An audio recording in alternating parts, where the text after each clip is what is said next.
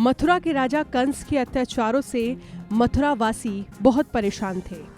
कंस बहुत शक्तिशाली था। उसके पास कई खतरनाक राक्षस थे। इन राक्षसों में एक सबसे खतरनाक राक्षस था बकासुर। बकासुर अपनी मायावी शक्ति के जरिए कभी भी बगुले का रूप धारण कर सकता था, इसीलिए उसे बकासुर भी कहा जाता था। उसे पराजित करना नामुमकिन था। भविष्यवाणी के अनुसार कंस को लगने लगा था कि नंद का पुत्र ही देवकी के गर्भ से जन्मा 8वां बालक है जो उसका वध करेगा। कंस को डर लगने लगा। उसने कृष्ण को मारने के लिए बकासुर को आदेश दिया। साजिश के तहत बकासुर को कंस ने वृंदावन भेजा। बकासुर वृंदावन पहुंचा और जहां श्री कृष्ण अपनी साथियों के साथ गायों को चरा रहे थे, वहीं पर पहुंचकर उसने बगुले का रूप धारण कर लिया। दोपहर का समय था। श्री कृष्ण दोपहर का भोजन करने के बाद एक पेड़ की छाया में आराम कर रहे थे। सामने गायें चर रही थी। कुछ ग्वाले अपने बछड़ों को पानी पिलाने यमुना के तट पर पानी पिला रहे थे। तभी ग्वालों ने देखा कि वहां एक बहुत बड़ा भयानक जीव बैठा हुआ है। वो जीव ऐसा दिख रहा था मानो इंद्र के वज्र से कटकर कोई पहाड़ का टुकड़ा गिरा हुआ है। सारे ग्वाले उसे देखकर डर गए क्योंकि उसका मुख और चोंच बहुत बड़ी थी। ग्वालों ने ऐसा बगुला पहले कभी नहीं देखा था। ग्वाले बगुले को देखकर चिल्लाने लगे। वो कृष्ण के पास आए और बोले, कृष्णा, वहां नदी के किनारे बहुत बड़ा बगुला है। हमने ऐसा बगुला पहले कभी नहीं देखा।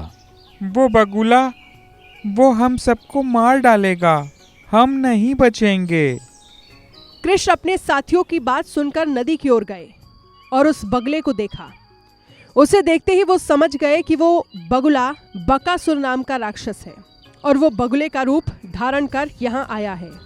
कृष्ण बगुले के पास पहुंचे और उन्होंने उसकी गर्दन पकड़ इतनी जोर से मरोड़ी कि उसकी आंखें निकल आईं। भगवान की पकड़ से उसे सांस लेने में दिक्कत होने लगी। वो धरती पर गिर गया, लेकिन मौका पाकर उसने झटपट कृष्ण को निगल लिया। जब बलराम समेत बाकी ग्वालों ने देखा कि बगुला श्री कृष्ण को निगल गया है तो सब चिल्लाते हुए घरों की तरफ भागे। साथियों, श्री कृष्ण लोक पितामह ब्रह्मा के भी पिता हैं। वो लीला से ही गोपाल बालक बने हुए थे। जब वो बगुले के तालू के नीचे पहुंचे तो इतनी गर्मी पैदा कर दी कि उसका तालू आग के समान जलने लगा।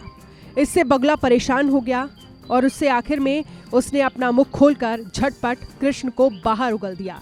श्री कृष्ण के बाहर आने के बाद फिर से उस बगुले ने गुस्से में अपनी कठोर चोंच से कृष्ण पर वार करने शुरू कर दिए। दूसरी ओर से गांव के सारे लोग वहां इकट्ठे हो चुके थे। सब ये देखकर डरने लगे। सबको लगा ये बगुला कृष्ण को मार डालेगा। बकासुर अभी श्री कृष्ण पर झपट ही रहा था कि तभी कृष्ण ने अपने दोनों हाथों से उसके दोनों ठोर पकड़ लिए और देखते ही देखते उसे चीर डाला। बकासुर अपने असली राक्षस रूप में प्रकट होकर धरती पर गिर पड़ा और मर गया। राक्षस को असली रूप में देखकर सारे वृंदावनवासी डर से कांप रहे थे। लेकिन जैसे ही बकासुर का वध हुआ, सारे लोग प्रसन्न हो गए और भगवान श्री कृष्ण को गोद में उठा लिया। तो दोस्तों, इस तरह बाल कृष्ण ने किया था बकासुर का वध। जय श्री कृष्ण।